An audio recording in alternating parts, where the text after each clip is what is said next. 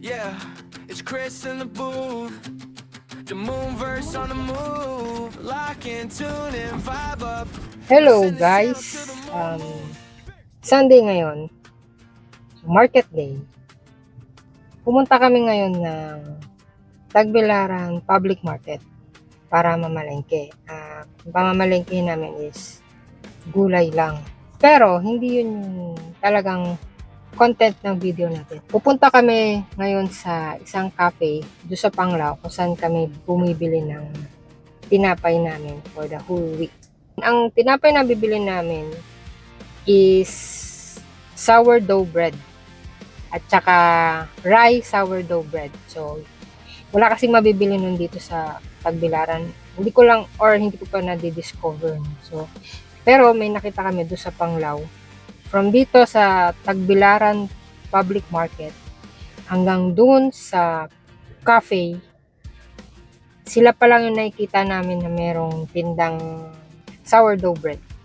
Tsaka doon na rin kami magko-coffee. Ngayon ay February 1, 12:04 p.m. So, kagigising lang namin 11 since ang work namin is gabi. Although hindi kami nag-work kagabi, syempre sanay kaming gising or inaabot na kami ng umaga. Mahirap mag-adjust yung body clock mo. So, ayun. So, tanghali pa rin kayo magising kahit no work sa gabi. And so, tara, sama kayo sa amin. So, dito tayo magsisimula ngayon, no? Currently, nandito tayo ngayon nakapark sa Tagbilaran Public Market. So, ayun yung ICM mismo nasa tapat natin. So, dito. Ay, saan ba tayo? Ikot ka. So, magpapagas ka pala. So, dito tayo dadaan sa kabila. Paikot, na.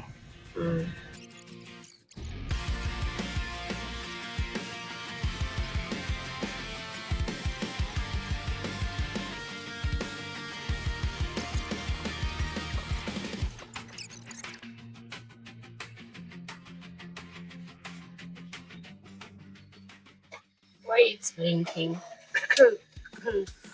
Blinking pa talaga ang green? Hindi kasi mag-i-stop na.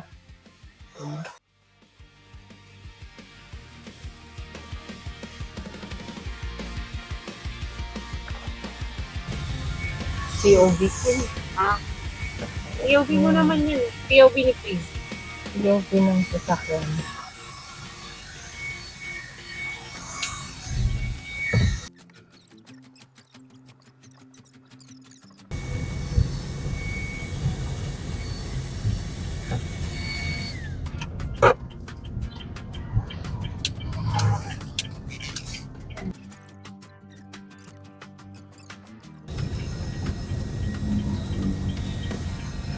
Ay, Ang painitan is merienda daw, diba? Hindi ko lang nalaman yung painitan.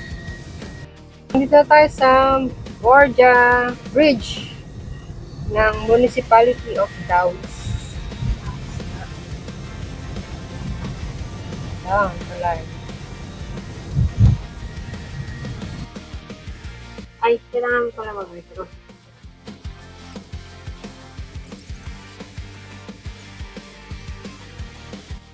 So, change of plans kasi walang cash ang ATM ni 7-Eleven.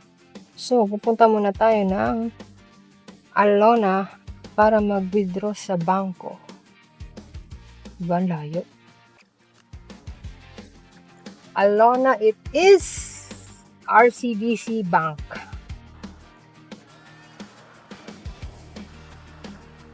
Ngayon na lang natin yung yung coffee shop na obey ko doon sa Panglao. Panglao Plaza, malapit doon. Mahitik. Aling plaza yung sa may stoplight? Oo, plaza yun. Yung may simbahan? Oo, Okay. Saan doon yung ubay ko? Kung napansin. left side. Pagpapunta doon, dyan sa left side. Papasok pa tayo doon sa pinasukan natin Santo Niño? Hindi. Hindi na papasok. Pero yung Paglampas pa. direction. Hindi, Lampas. bago Oh. mag-stop right. Okay. Another change of mind ni Madam. Unahin muna natin yung bank. Meron kaya dong sa Sourdough? Layo naman kasi nun eh. Pero kung may dala tayong cash, dito lang sa Banlay. Banlay Parang Cafe. hindi ko trip sa banday. Bakit? Bibili lang ako pinapait eh. Kaya nga, bibili lang ng tinapay. Oo nga. Hindi magkakape. Hindi, mainit eh. Oo, tinapay lang. Bibili mamaya pa uwi. Okay. Parang bira akong makakita ng puno ng sampalok. Iba na ito puno ng sampalok dito. Meron siguro yan. Pero hindi sa taping kalsada. Nananarget ka ng mga puno dito. Hindi na. Hindi, nagtataka lang ako. Wala kasi ako nakikita. Nakita yung kulap. Itim Nagbabadya. It will rain. Ulan konti. Tas araw ulit. Diretso ka na saya sa plaza. Kala ko ba wala May kang 7-Eleven cash? naman dun. Mayroon Paano kung ding walang... Euronet.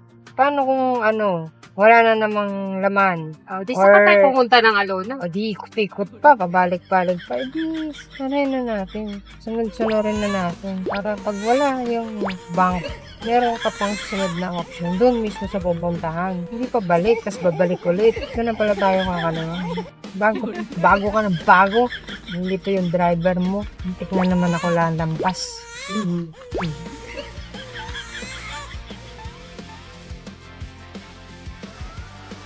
Dito tayo sa along Airport Road ngayon. Itong nasa right side natin. Sakop na yan ng airport. Pero ano pa siya? Damuhan.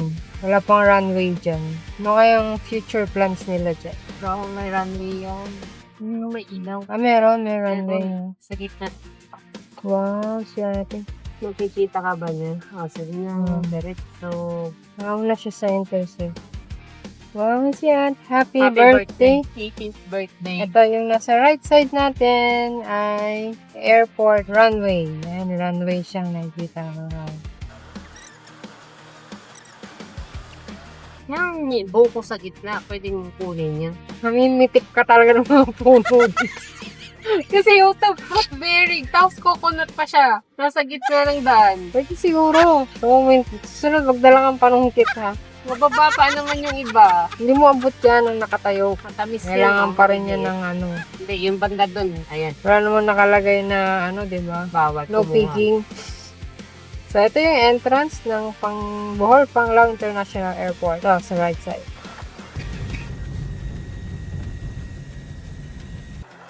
Ito yung Roman Empire. Ito yung madalas, Roman Empire. Yan yung madalas na pag-stayhan ng mga tourist or mga papuntang airport one day before kasi ginagawa nila, nilalakad na lang nila or nagtatricycle na. Kasi malapit na lang siya sa airport. Siya yung pinaka malapit na hotel sa airport. And then, pag diniretso mo tong daan na to, may intersection, stoplight. Pag kanan mo dyan, papunta na yan ng Panglao. So, may mga tourist, yung mga masisipag maglakad, nilalakad na lang nila yan. Pero malayo-layo pa rin siya, kung tutuusin. Ayan, tulad niya, tourist, lalakad lang. Basta mga foreigner, masisipag maglakad. So, dito tayo sa bank. Ano ang withdraw mo? PPI or RCBC? Ayan na yung meron. Tsaka na lang. Okay, Ubeco. Diba? Wala nang kwenta yung intro ko kasi nagbago yung lahat ng sinabi ko. Pagsakay, nagbago na lahat. Sakay ni madam. Binigay sa akin na initial plan. It changed everything. Dito na tayo sa Alona. Ang beach ay nasa pa-left side. Ito yung Henan Resort sa left side. Yan. Yan. Kung nakikita mo yung McDonald's na yan, yung kanto na yan, yan ang daan papunta sa Alona Beach Resort. Yan. Yung beach? Alona Beach pala. Yan ang daan papunta sa Alona Beach. Nandito lahat sa Alona yung mga kailangan yung personal lakad katulad ng banking, pera padala sa Panglao. Dito sa Alona, nandito na lahat. No? Oh, it's raining. Biglang umulan.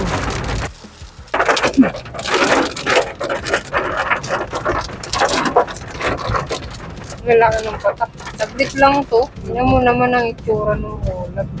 Nakaunti. O, di ba nalampasan na natin. Nahabol pa tayo. Wala na. Naasa ka lang. Ayun, Beko. Meron. Natatakpan lang. Simple lang yung signage niya. Small.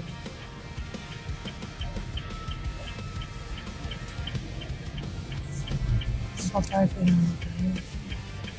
Ito sa kabila. Diba? Ubay ko. Yun lang yun. Ubay mo. Ubay mo.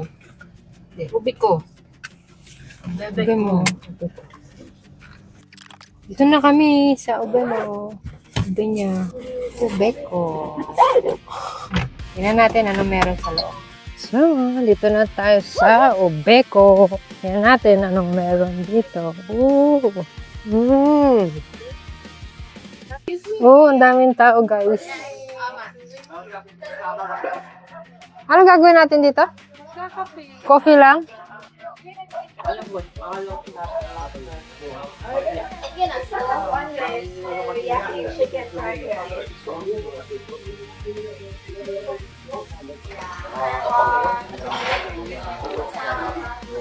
Beko Design Store.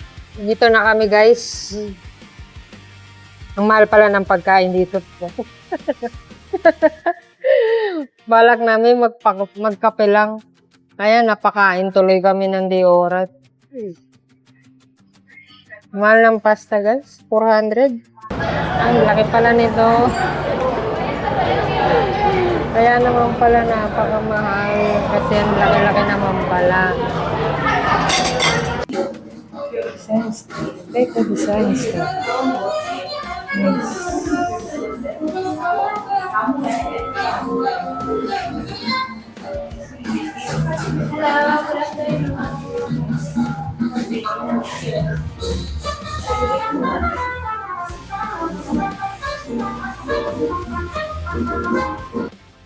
Okay, so tapos na kaming kumain sa ubay ko. Nahiya kami kasi restaurant pala siya, hindi pala siya cafe. So kumain na rin kami. Nag-lunch na kami. Lunch na yun.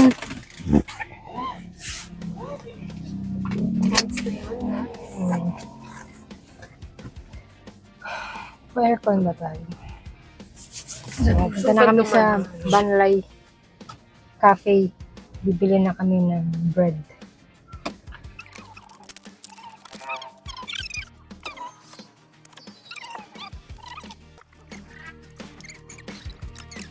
From Ubeko, balik tayo ng papuntang Alona.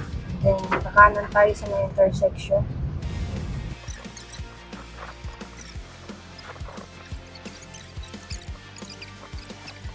Dito na ulit tayo sa Alona.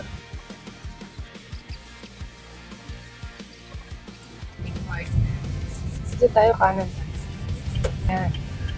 Ayun, galing tayo dyan sa left. Pakaliwa. Yan ang papuntang airport. Ngayon, pakanan tayo. Sarap mag-beach pagka ganito maangkot ng doon. Tapos walang hangin. Ganun. Yun ang gusto kong ano to, shear line to, no? Itong ulan-ulan na yan. Daming kainan dito. Kung kakain kayo dito sa Panglao, tapos restaurant siya, yung tipong magandang klase ng restaurant. Mag-test order muna kayo kasi ang lalaki ng nila. ng servings nila. Magugulat ka. Sobrang laki. Pero pag sa mga karinderya ka, magugulat ka sa sobrang liit. Sobrang konti. Di-disappoint ka. Inam na ma-surprise ka. Mag-Jollibee ka na lang or fast food kung balak mo mag-karinderya. Kasi mahal ng kain sa karinderya parang ng fast food. Unless gusto mo ng lutong bahay, ganun ka. Pero, mind your expectations.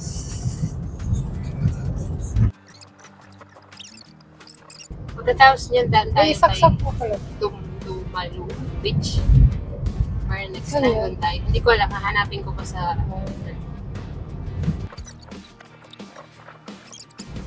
Ito na kami, guys. Coffee and croissant. Dito na tayo sa... Beyonce pala. Ano pala to, guys? Beyonce pala, Beyonce. Yan, Beyonce. I forgot. Ako na ako sa cyber.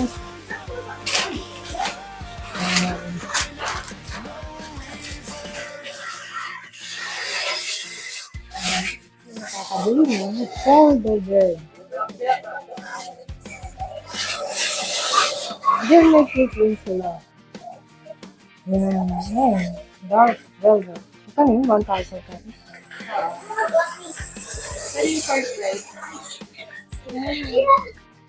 Ano yun?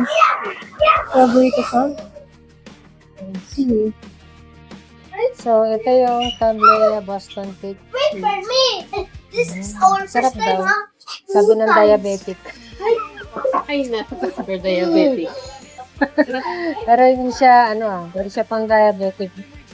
Tumikim lang siya. Tapos sa kanya na ipapaubos. Hirap pala sa inyo. Ano lang siya, natakam lang siya. Dumaluan Beach. Punta raw kami sa Dumaluan Beach Resort. Check lang namin para sa susunod. Punta kami dun kung okay yung location, doon kami doon kami mag-swimming. Day swimming lang. Hindi kami mag-check in din ng overnight. Kasi malapit lang naman kami. Day swimming lang. So, let's go. So, from Beyonce, pabalik ulit kami papuntang Panglao. Pero hindi kami aabot doon. Babalik ulit kami. Kasi bago na naman ang isip ni Madam. So, let's go. Punta tayo doon. Check out namin yung place. Kasi may balak na mag-swimming yung si Madam. Yung sirena dito. Natutuyuan na yung sirena. Dalang yun sa dagat. Sisira na yung kaliskis niya. Kailangan mabasa ng dagat. Hindi enough yung asin. Ay, sarado. Yun ang tinuro niyang daan. Oo. Ito. Bohol Beach Club. Yung daan pa Dumaluan.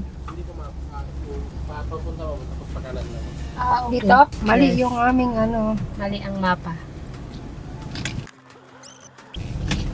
mali yung aming mali yung tinuturo ng mapa. So, naligaw tayo. Ito tayo sa intersection, O yung magandang kalsada dyan. Then, Dumaluan Beach Resort. Yun pala. Dalawa kasi yung way na tinuturo. Pero yung isang way yan yung Yung napili naming way is mali pala. May, doon? Ano yun? Bohol Beach Club. Bohol Beach Club. Shut Oh, up. malapit siya sa Panglao Golf Sports and Entertainment Park. Ay, dito pala yung Panglao Parkways. Ayun, Dumaluan. Nakikita ko na yung gate niya. I-inquire lang tayo, no? Yes. Alam ba? Keep right. Dumaluan Right, Beach. down right. Private resort yan. Sige. Punta ka dyan. Ayun, Dumaluan Beach Resort. Oh. Dito na kami sa Dumaluan Beach Resort. Mag-inquire kami.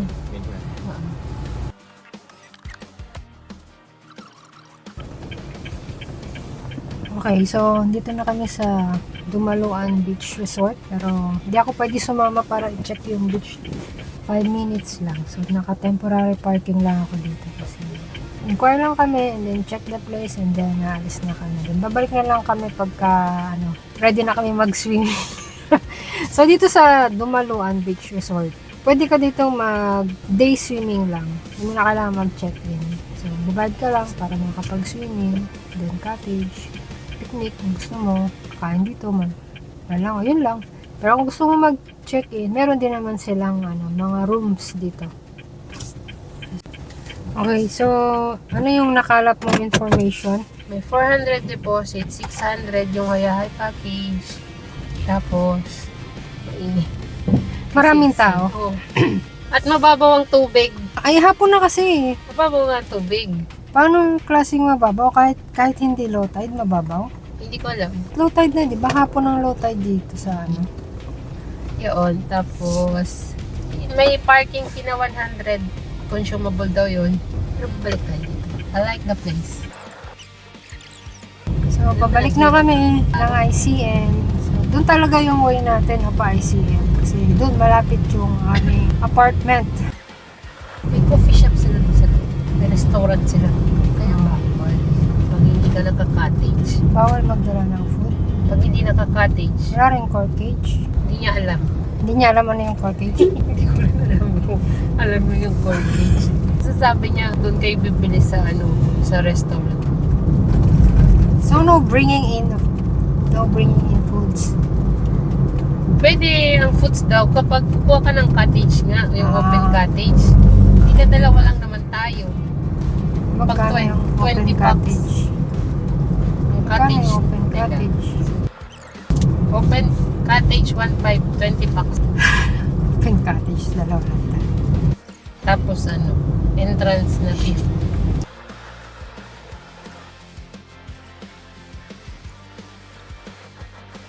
Kanin pala tayo, no? Oo. Bilis-bilis mo, sabi ko, huwag kang mabilis eh. Oo. Para kang nasa, Nandun na pala tayo. Sa expressway. Dito na pala tayo. Akala ko din.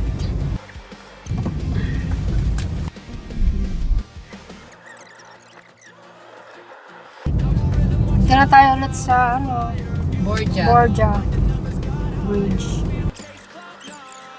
Ayun na. I mean.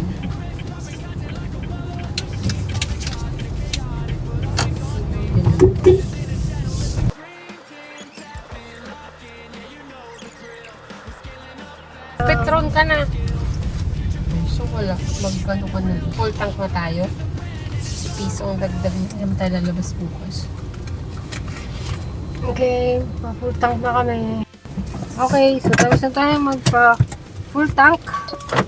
Diretso na tayo ICM. Dito lang yung ICM, malapit dito sa Petron na to. Itong Petron na to, kanto lang to.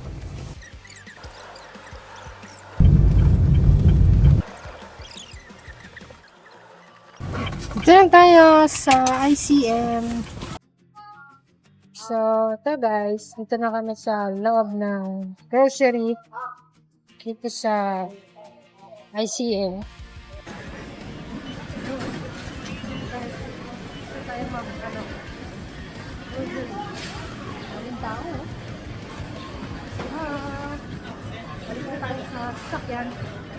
Ano oras na? 5 PM na. So,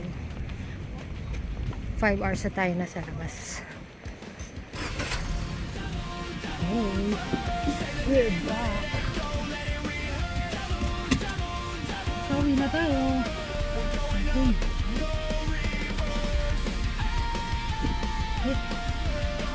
Hello guys.